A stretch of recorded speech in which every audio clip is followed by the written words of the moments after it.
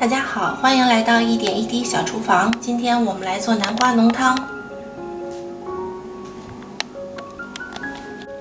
食材：南瓜、苹果、洋葱、黄油、胡萝卜、芹菜、蒜、黑胡椒、盐、牛奶、芳草。南瓜我们切薄片或者小块，方便蒸软。胡萝卜也切薄片或者小块。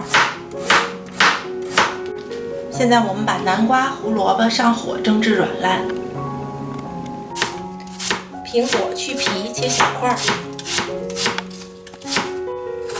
洋葱切碎，蒜切碎，芹菜切碎。现在南瓜、胡萝卜都蒸软了，然后我们放到搅拌机里面。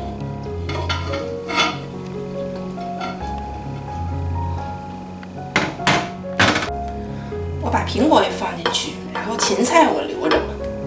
如果你喜欢喝细腻一些的，全部都倒进去可以。这时候倒牛奶。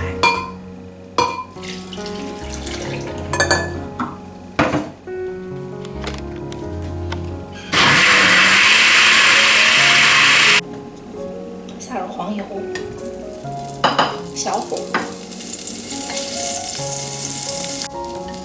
洋葱、蒜爆香，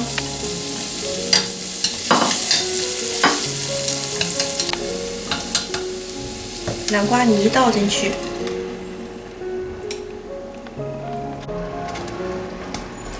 鸡汤我把它倒进去。刚才我介绍原料的时候，鸡汤忘了拍。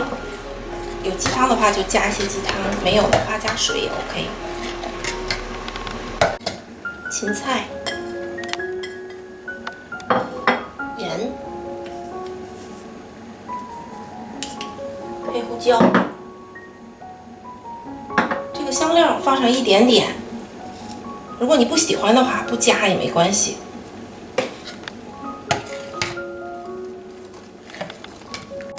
好了，熬一会儿就好了，因为所有食材都是熟的。这时候我们关火就可以装盘了。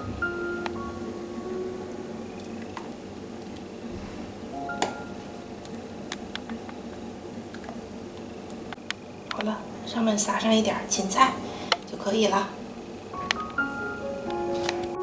如果大家喜欢我的南瓜汤，记得订阅加点赞，谢谢大家收看，我们下期再见。